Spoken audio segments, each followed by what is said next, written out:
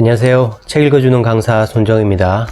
오늘은 장영희 교수님의 문학의 숲을 거닐다 라는 책을 소개할까 합니다. 지난 시간에는 제가 이 책을 통해서 이분이 글을 어떤 구조로 썼는지에 대해서, 글쓰기에 대해서 얘기했잖아요. 근데 이제 그러기에는, 그걸로 끝내기에는 너무 아까워서 이 책도 좀 소개를 해드려야 되지 않을까 싶어서 오늘 소개를 하겠습니다.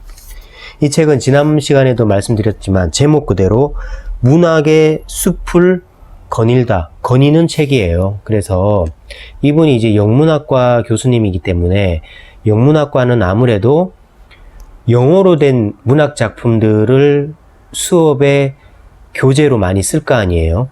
그래서 당연히 이 교수님도, 이 작가님도 그런 책을 당연히 많이 읽었을 테고, 그래서 그런 영문학 작품 중에 본인이 감동 깊었던 그런 작품들을 한 60편 정도를 소개를 해요. 소개를 하면서 그거에 그치지 않고 거기에서 깊은 삶의 의미를 끄집어내요. 그래서 이 책을 읽으면 두 가지를 얻을 수가 있습니다. 첫째는 좋은 영문학 작품을 소개받을 수 있고요. 그래서 그 책을 또 이렇게 사서 보면 되겠죠. 그리고 두 번째는 이 작가님으로부터 삶의 의미를 우리가 조금 깨우치는 그런 두 가지를 얻을 수 있습니다. 그래서 이게 뭐 한 60개 정도의 에피소드가 나오는데요. 뭐 이런 것도 있습니다. 뭐부터 볼까요? 171쪽부터 볼까요? 171쪽에 이분이 이 로버트 브라우닝이라는 시인에 대해서는 꽤 여러 번 소개를 해요. 그 중에 하나가 이번에는 로버트 브라우닝의 피파가 지나간다 라는 극시예요.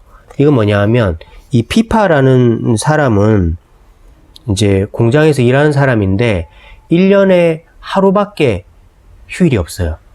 그래서 1년에 그 하루밖에 없는 휴일을 이제 뜻깊게 보내기 위해서, 뭐 뜻깊게 보낸다기보다는 자기 나름대로 그냥 쉬기 위해서 이제 마을을 한 바퀴 돌면서 이런 시를 읽으면서 마을을 한 바퀴 돌아요. 봄의 노래라는. 계절은 봄이고 하루 중 아침 7시, 뭐 하느님은 하늘에 이 세상 모든 것이 평화롭다, 이런 노래를 부르면서 쭉 지나가는데 자기는 그저 평범한 노래를 부르면서 지나갔다고 생각하지만 이 노래를 들은 4명의 아주 우울하고 힘든 삶을 살고 있었던 사람이 창밖으로 들리는 이 사람의 노래를 듣고 인생이 변화했다, 뭐 이런 얘기를 전하면서 이 작가가 우리한테 하는 말은, 내가 하는 일이 아무리 사소한 일일지라도 누구에겐가 도움을 준다는 그런 의미, 내가 하는 일이 우리 뭐 회사, 조직에서 중요하다, 가치가 있다, 아니면 누군가에게 도움을 준다라는 의미를 스스로 찾을 수 있다면 행복할 수 있지 않겠나 라는 그런 메시지를 전해요. 그러니까 이제 이거를 읽었으면 우리는 로버트 브라우닝의 피파가 지나간다라는 극시를 찾아서 읽어보면 되겠죠. 그 다음에 뭐 그런 얘기도 있고요. 그 다음에 거의 유일하게 영문학은 아니고 일본 작품을 하나 소개해요. 54페이지에 우동 한 그릇이라는, 이건 이제 읽으면 거의 눈물 날 것 같은데요. 이제 우동 한 그릇이라는 그 이야기는 뭐 이제 어떤 사람이 우동집을 하는데 꼭 연말 12월 30일이 돼서 새 모자가 찾아와요. 엄마와 아들 2명이. 그래서 우동을 한 그릇만 시키는 거예요. 그러니까 돈이 없으니까. 근데 이제 그 얘기를 듣고, 아니 주방에 있던 아내가 주방에 있고 이제 남편이 밖에서 서빙을 보면서 이제 우동 한 그릇 이렇게 하니까 이제 둘 다 마음이 착했던 거예요. 그래서 아내는, 여보 그냥 우리 2그릇 줍시다 이렇게 하니까 이제 남편이, 돈이 없어서 한 그릇밖에 못 시켰는데 우리가 한 그릇 값만 받고 2그릇을 주면 저 사람의 마음에 상처를 입을지 모른다, 자존심에. 그러니까 그냥 한 그릇을 주되 한 그릇에 면을 좀 더 많이 넣어서 주자, 이렇게 해서 줘요. 그리고 나서 또 이제 1년이 지나고 또 1년 뒤에 또 이제 이분들이 찾아오죠.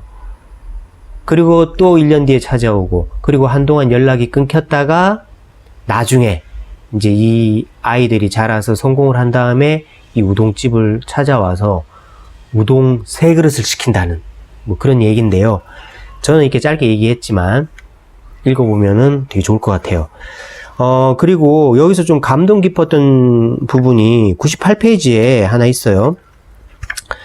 이 장영희 교수님이 서강대학교 영문학과 교수인데 본인은 서강대학교 영문학과를 나오셨죠. 그러면서 동문학도 교양 과목으로 들었는데 이때의 독어 동문을 가르쳤던 교수님이 이유영 교수님이라고 하는데요. 그 교수님에 대한 에피소드를 써놨어요.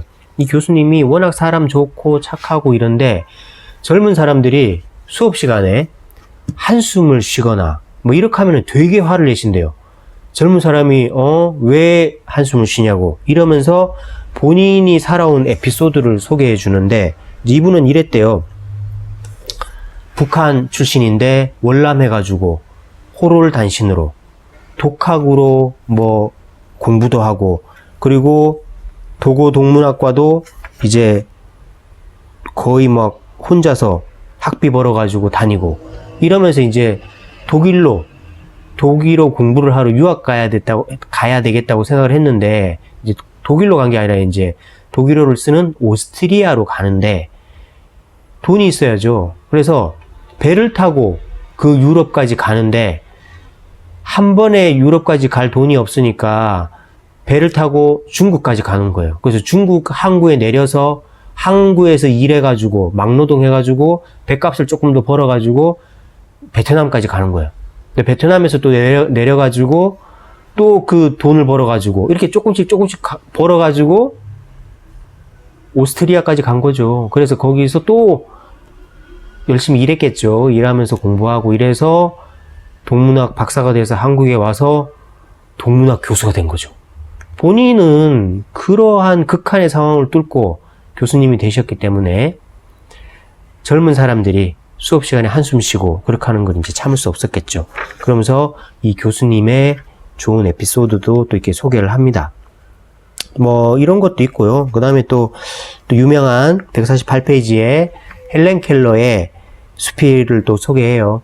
뭐 사흘만 볼 수 있다면 이걸 소개하는데 이제 이걸 읽어보면 참 우리가 이렇게 공기의 소중함을 잘 모르듯이 우리가 이렇게 볼 수 있다는 소중함을 우리가 잘 모르고 수많은 좋은 것들을 보고 있으면서 우리는 그냥 지나치고 있잖아요. 거기에서 많은 의미를 끄집어낼 수도 있을 텐데, 그래서 뭐 헬렌 켈러의 에피소드 나오잖아요. 친구한테, 숲에 갔다 온 친구한테 야, 뭐 보고 왔니? 그러니까 별거 없던데? 이렇게 말하는 거예요. 그러니까 이제 자기는 아니 별게 없다니, 나는 보지는 못해도 촉감만으로도 나뭇잎 하나하나의 섬세한 균형을 느낄 수 있고, 봄이면 혹시 동면에서 깨어나는 자연의 첫 징조 새순이라도 만져질까?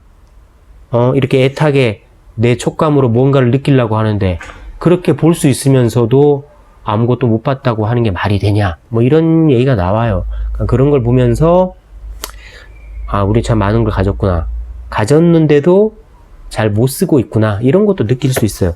그거 되게 많아요. 이것도 있고 뭐 이게 60개의 에피소드로 되어 있으니까요.